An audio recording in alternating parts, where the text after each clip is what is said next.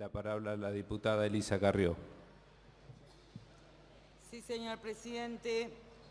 Nos tocó en la Comisión de Relaciones Exteriores de esta Cámara de Diputados, donde efectivamente la Cámara hay distintas posiciones, tanto sobre la situación de Venezuela como la situación de Brasil. Entendimos, por lo menos la mayoría de los bloques allí representados, con exclusión de las expresiones del Partido de Izquierda, que no está representado, pero queremos que tome la palabra, que nosotros debíamos traspasar las cuestiones que efectivamente ideológicas o de diferencia de concepciones políticas que nos diferenciaban, tanto respecto de la cuestión sobre todo de Venezuela, y también las diferencias con los gobiernos en la situación que lamentablemente hoy viven ambas naciones, la situación de Brasil. Hemos tenido reuniones con el vicepresidente de la comisión, con los secretarios, no está el otro vicepresidente porque lamentablemente está de viaje, y logramos poner un acuerdo conjunto, por lo menos en la cuestión de Brasil. Todos sabemos que acaban de destituir a Dilma Rousseff. Una declaración de principios sin perjuicio del dictamen de minoría del Frente para la Victoria respecto del segundo párrafo, respecto del golpe de Estado. Lo hicimos así porque nos pareció que era muy importante, al menos un amplio consenso de toda la representación política de la Argentina en punto a principios liminares que deben regir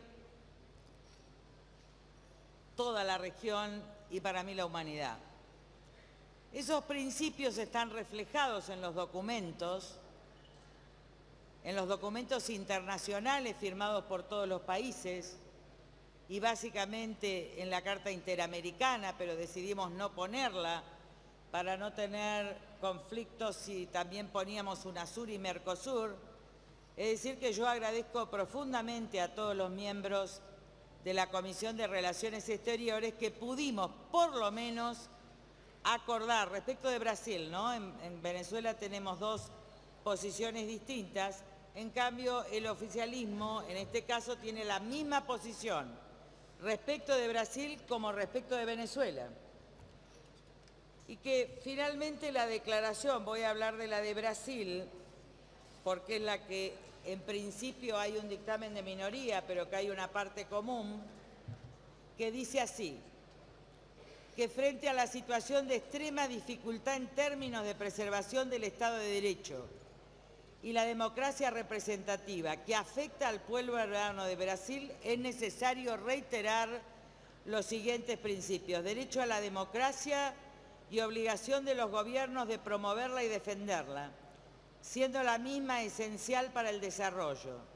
Segundo, participación permanente, ética y responsable de la ciudadanía para el desenvolvimiento de la democracia representativa, respeto a los derechos humanos y las libertades fundamentales, acceso al poder y su ejercicio con sujeción a los principios del Estado de Derecho, celebración de elecciones libres, periódicas, justas, basadas en el sufragio universal y secreto como expresión de la soberanía del pueblo.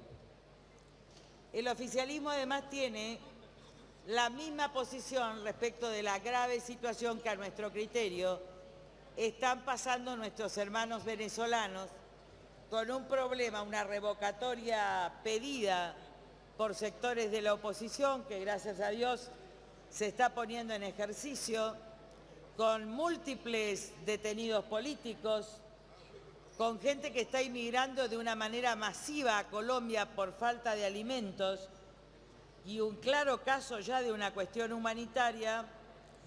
Nosotros decidimos afirmar los mismos principios.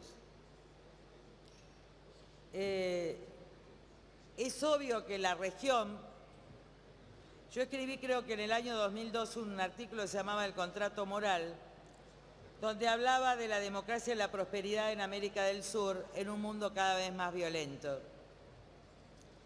Se había producido por parte de Bush el ataque a Afganistán y venían por Irak. Entonces ahí yo hablaba en un artículo de los peores años que tuvimos, el año 2002, de cómo Estados Unidos, en ese caso Bush, iba a ir por Irak y esto iba a ser un tiro al corazón de Europa. Y lamentablemente los hechos que fueron sucediendo, era un momento muy difícil de entender esto, sobre todo porque Europa y Estados Unidos están en el hiperdesarrollo, pero sin embargo los hechos del presente nos dan la razón en un mundo muy fragmentado, donde los estados-naciones mismos están fragmentados, la vieja poliarquía de la que ya hablaba Humberto Eco hace 20 años, una especie de nueva Edad Media, también con conflictos de violencia, como ustedes los ven hoy en el Medio Oriente, pero que empezaron a suceder ya en la región a partir de lo sucedido en Paraguay. Nosotros preveíamos que esto podía darse en Uruguay, pero finalmente comenzó cerca de la Triple Frontera. Independiente del juicio sociológico que tengamos,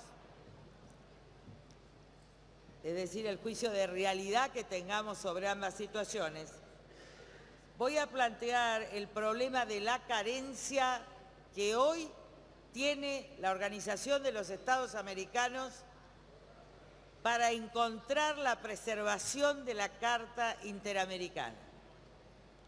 Cuando la Carta Interamericana se hizo, los únicos que se podían presentar eran los estados, porque la amenaza autoritaria provenía solo de los militares. En esa concepción y en ese marco, no se permitía que opositores pudieran ir a la Organización Interamericana solo en términos del 17 y el 18, es decir, que el secretario general haga el seguimiento para la defensa de la democracia en distintos países. Por eso es que no se le permitió en su momento a la oposición venezolana, aunque fueron escuchados, poder recurrir a la Organización de los Estados Americanos, porque en realidad es el Estado, en este caso representado por Maduro, lo que impidió que la cuestión pueda ser resuelta en el marco de los distintos estados. Los principios que nosotros enumeramos acá son los de la Carta Democrática. ¿Y cuál es el problema hoy en Brasil? El problema hoy en Brasil es el que yo vengo luchando en la Organización de los Estados Americanos. ¿Cuál es el problema de Dilma Rousseff, hoy presidenta lamentablemente destituida? Es que como es el Estado el que puede ir a la Organización de los Estados Americanos, el que puede ir es el actual presidente Turner y no Dilma Rousseff. Y esta es una carencia terrible de la Carta Interamericana. Por eso creo que desde la Argentina todos juntos debemos propiciar una reforma a esa carta para que en aquellos casos que esté afectada la democracia o que haya eventuales problemas de golpes civiles, donde la Argentina tiene el privilegio de haber tenido la mayor cantidad de golpes civiles en los últimos años. Yo fui testigo en el año 2001. Entre diciembre del 2001 y finales del 2001, hasta la asunción de Duhalde, yo vi 2 golpes de Estado. Y esos golpes eran civiles. Y fui testigo en la causa. Y vi no solo el primero, sino que vi el segundo. Es decir, cuando sectores del propio provincia de Buenos Aires voltearon al entonces presidente elegido por la Cámara, por la provincia de San Luis, y conste que yo no lo voté por inhabilidad moral.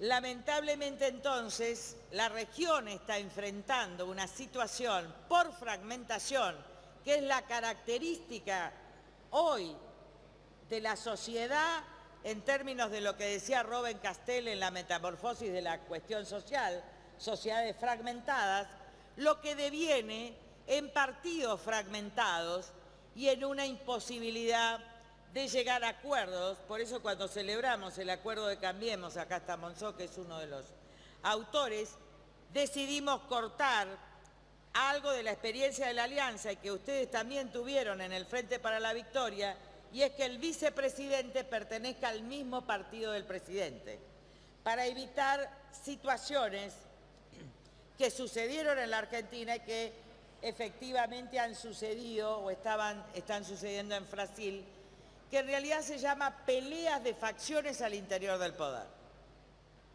Si ustedes encuentran los antecedentes, y con esto termino, de qué significa pelea de facciones en el Tratado sobre Estado de Excepción que tiene Polo Schifrin, actual miembro de la Cámara Federal de Apelaciones de La Plata y uno de los hombres de derecho más ilustres que tiene la nación,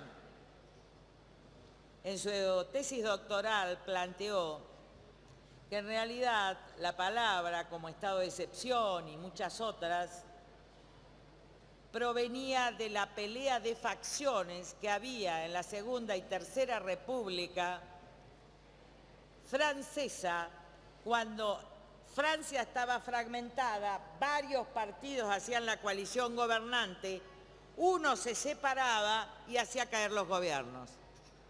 A eso efectivamente, como pelea de facciones, se le llamó coup d'État.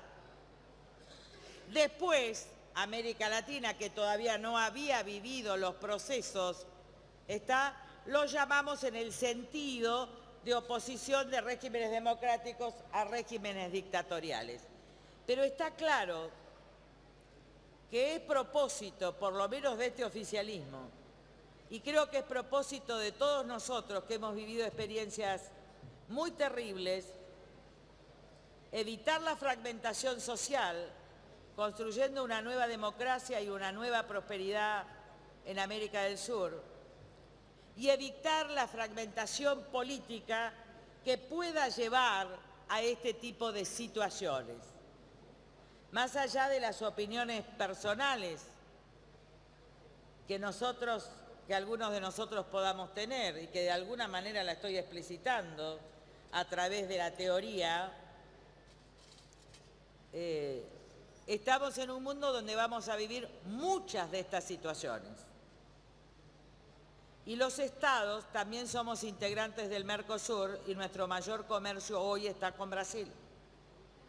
Es decir que la mejor salida que podríamos encontrar todos es encontrarlo, hablé recién con el presidente del bloque del Frente para la Victoria y con el vicepresidente, algún pedido conjunto de la Argentina donde todos nos ponamos de acuerdo para esa reforma necesaria de la Carta Democrática, de la legitimidad para ir a la Organización de los Estados Americanos, y decirles que seguramente me van a contestar, ya estoy terminando, no todavía falta, que nosotros en el caso de Paraguay repudiamos el golpe a un amigo mío, ¿cómo se llamaba?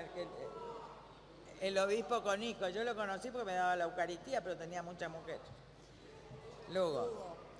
Porque en realidad ahí se trató también de un coup d'État fuertísimo, donde en realidad le hace una trampa al partido de gobierno, al Partido Colorado. Le ponen el ministro, le generan el hecho del acontecimiento de represión y la destitución sucede en 48 horas. Este no es el caso de Brasil. Lamentablemente, me gustaría que así fuera, pero no lo es. Porque en el Estado de Brasil el júri está presidido por el presidente del Supremo Tribunal de Brasil. Porque hay medios y recursos ante el tribunal y porque es un proceso que lleva muchos meses. En su oportunidad, cuando varios diputados pidieron expresar esta manifestación que yo veo en las bancas del Frente para la Victoria, yo pedí una entrevista con el embajador de Brasil. El embajador de Brasil me dijo: mire, diputada, nosotros no deseamos interferencias externas. El proceso brasilero, estoy hablando del representante del Estado de Itamaraty en definitiva, en la Argentina, el proceso sigue un curso legal y constitucional. Entonces yo le dije: pero ¿cuándo estamos en disposiciones de que usted pueda hablar con todos los medios, con todos los representantes de toda la oposición? Me contestó a fines de julio, que fue cuando yo estuve con graves problemas de salud, y finalmente esto se dio. Es decir que Brasil está sosteniendo desde Itamaraty una posición contraria a la que se sostiene en el dictamen de minoría. Frente a esta situación que es de extrema delicadeza, porque hoy el comercio con Brasil es centralmente importante, y porque Argentina y Brasil conformaron el Mercosur, y porque además nosotros necesitamos construir esa América del Sur que a su vez no sea fragmentada por distintas situaciones a venir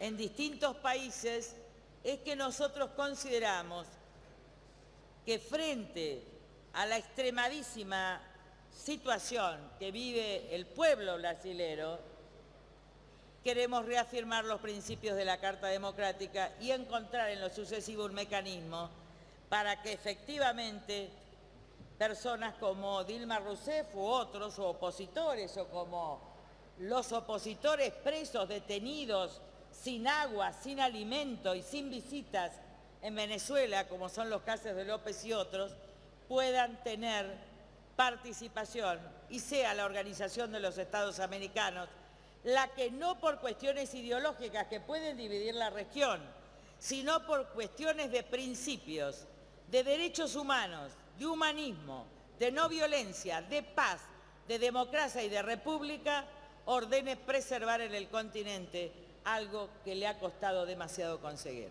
Muchas gracias, señor presidente. Gracias, señora diputada.